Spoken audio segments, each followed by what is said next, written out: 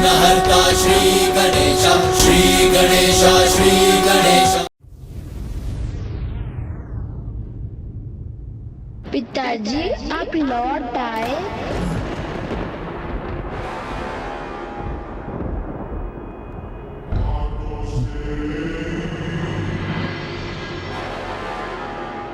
कौन है? कौन है वहां?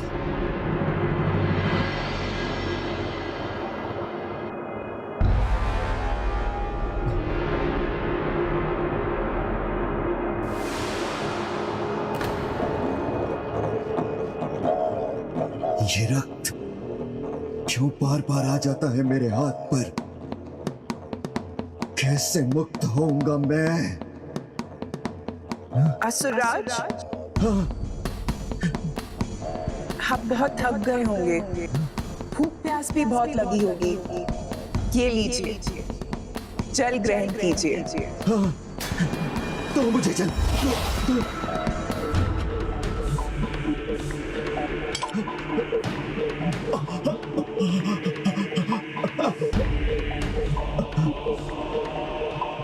इसमें तो कुछ भी नहीं है। मुझे प्यास लग रही है। जल चाहिए सुंदरी, जल चाहिए मुझे सुंदरी। पिताजी, आपको जल चाहिए ना, तो वो मैं आपके लिए ले आता हूँ। विशंक, मेरा पुत्र विशंक। पिताजी, आपकी प्यास बुझाने हेतु मैं जल ले आता हूँ। इंद्रशत्रु, कहाँ हो तुम पुत्र? रुकिए ज्येष्ठ, मैं जल ले आता हूँ। आज ज्येष्ठ, हमने आपके जल ले आएंगे।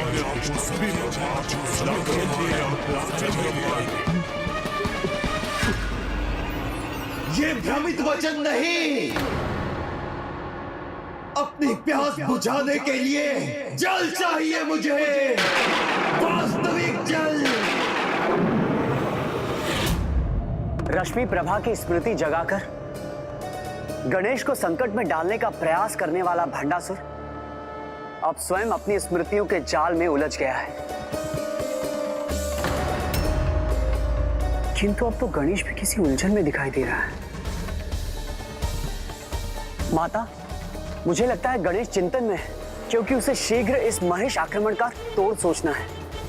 अन्यथा माता और उनकी सेना अपने वचनानुसार आक्रमण के लिए तो क्या, स्वरक्षा के लिए भी अपने शस्त्र नहीं उठाएंगे।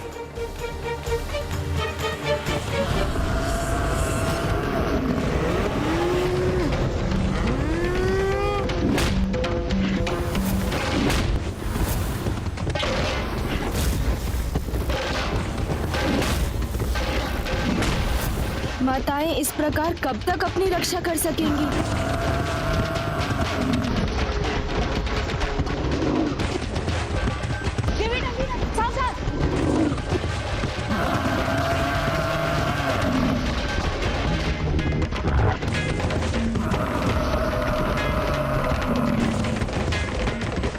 मैं अब तनिक भी विलंब नहीं कर सकता।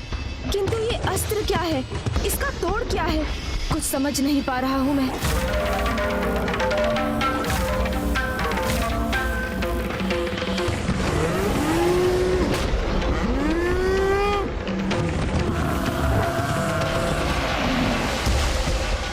माता, मुझे आशीष दीजिए कि मेरी बुद्धि शीघ्र कुछ समाधान सोचने में सफल हो सके। स्थिर भाव, स्थिर भाव, स्थिर भाव।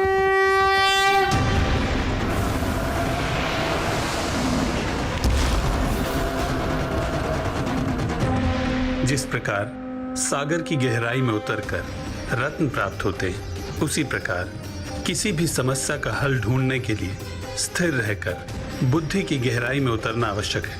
इसीलिए माता ने पुत्र गणेश को स्थिर रहने का आशीर्वाद दिया है।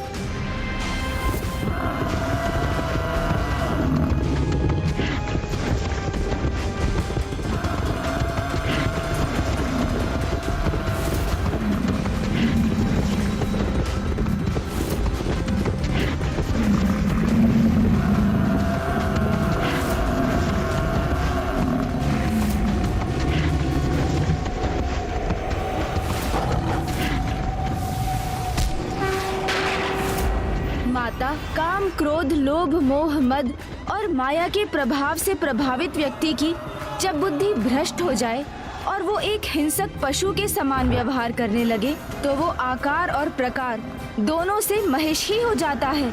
इसलिए ये क्रूर पशु और कोई नहीं, महिषासुर ही है, महिषासुर ही है।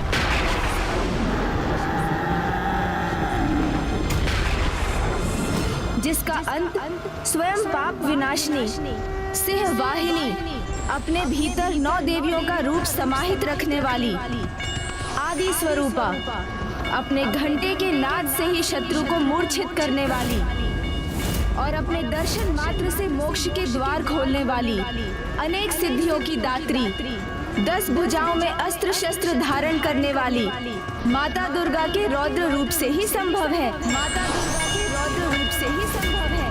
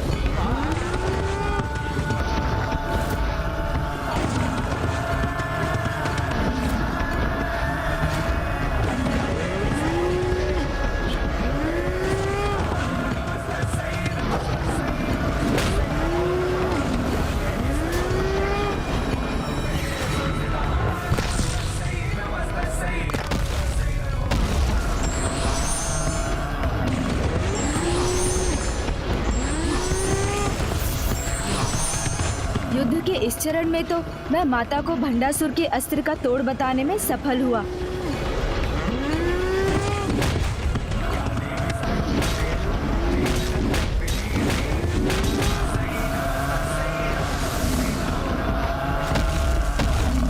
मेरा ये महेश आक्रमण व्यर्थ कैसे हो सकता है? नहीं भंडासुर, तुम असफल कदापि नहीं हो सकते।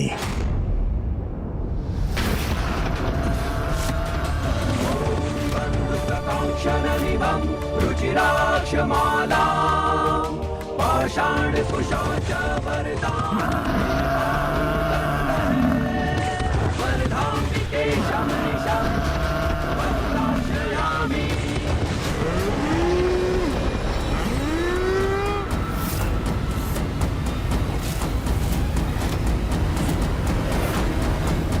ये महिषासुर जितनी बार भी धराशायी होंगे उतनी ही बार दुगनी शक्ति से पुनः उठ खड़े होंगे।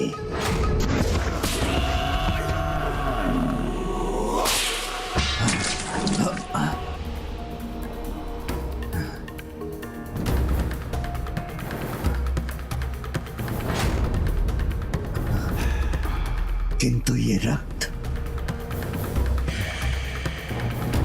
किसने गिराया? कौन है जो मुझे प्रताड़ित करने का प्रयास कर रहा है? पिताजी इधर देखिए, मेरी ओर, मैं यहाँ हूँ।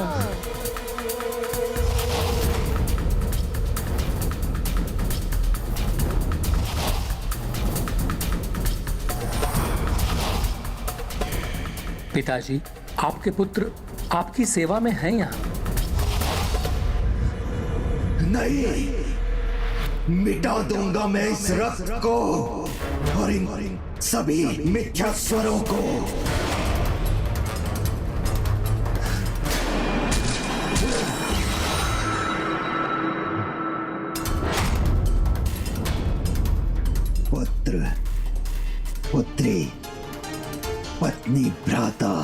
किसी का कोई मूल्य नहीं है मेरे लिए। मुझे तो बस अपनी विजय चाहिए, जिसे कोई टाल नहीं सकता, स्वयं गणेश जी भी नहीं।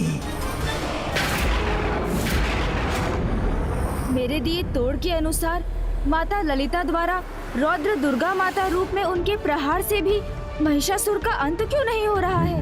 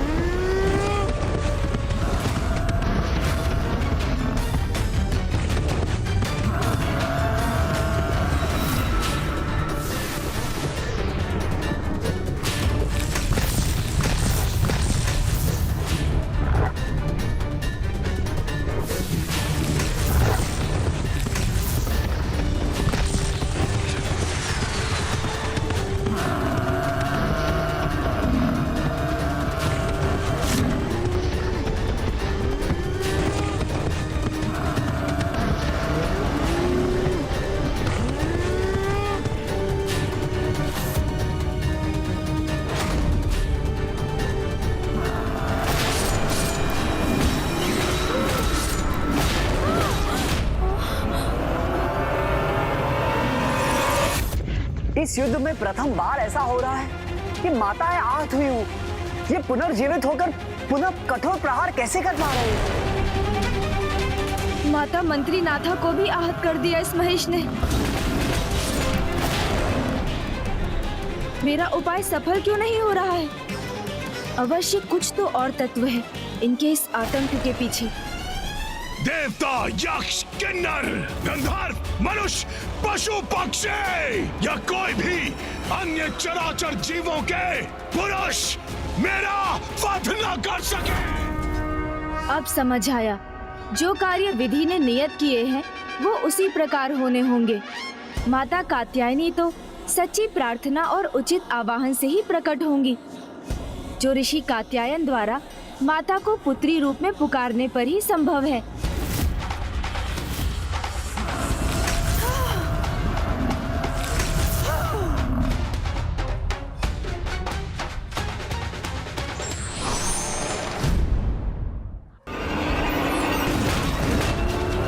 ये गणेश अचानक युद्ध भूमि से कहां चला गया?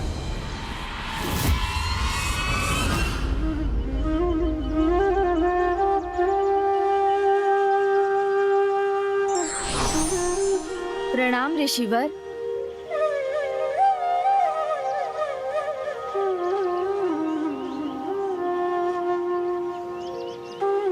प्रणाम गौरी नंदन गणेश, आप यहाँ? हाँ ऋषिवर, मैं एक अनुरोध लेकर आया हूँ। आपका अनुरोध मेरे लिए आदेश के समान है, बताइए। आपको पुनः उनका आवाहन करना होगा। किनका प्रभु? उन्हीं का जिनकी आप उपासना कर रहे थे, आपकी पुत्री माता कात्यायनी का।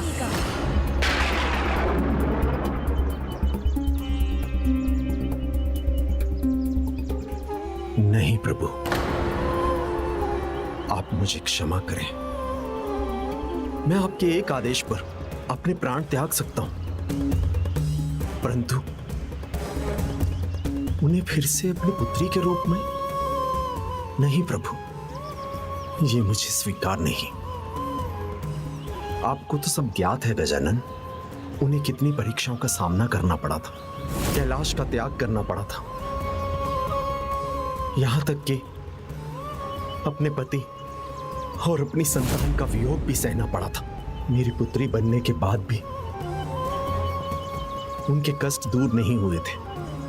उनको अपने पति का साथ नहीं, आदेश मिला था महिषासुर के वध का, और अपने पति और संतान की पुनः प्राप्ति के लिए उन्हें कितना कठोर तप करना पड़ा था। यहां तक कि स्वयं महादेव ने भी अपनी जटाओं में वास करने वाली गंगा में बहने के लिए उन्हें विवश कर दिया था। नहीं, कदापि नहीं।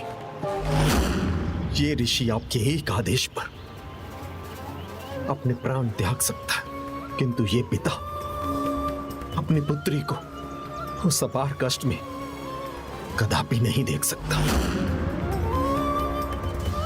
क्षमा करें मुझे प्रभु। ऋषिवर, ये सृष्टि के लिए अत्यंत महत्वपूर्ण है। प्रभु, आपका आगमन ही इस कार्य की महत्वता को दिखाता है, लेकिन अपनी पुत्री के सुख के आगे सब महत्वहीन है, इसलिए मुझे आप क्षमा करें। किंतु ऋषि कात्यायन के आवाहन के बिना माता कात्यायनी प्रकट नहीं होंगी, और ऐसा हुआ तो सभी का संकट बनने वाले इस महिषासुर का वध असंभव हो जाएगा।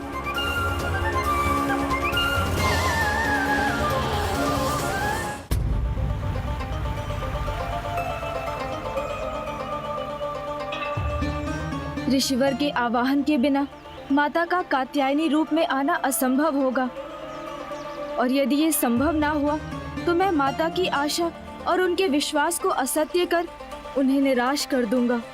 मैं ऐसा कोई कार्य क्यों करूं जिससे माता को पुनः कष्ट हो? ऋषि कात्यायन,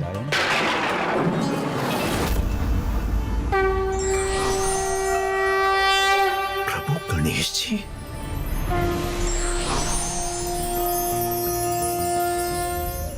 मैं भी कितना मूर्ख हूं। मैं उन्हें मना कर रहा था जो स्वयं मेरी पुत्री कात्यायनी के अंश है, जो देवी माता के ही रूप है। रुकिए प्रभु। सकारात्मक सोच और बुद्धिमत्ता से विकट समस्या का समाधान किया जा सकता है। For more updates, subscribe to our channel, click the show links and enjoy watching the videos.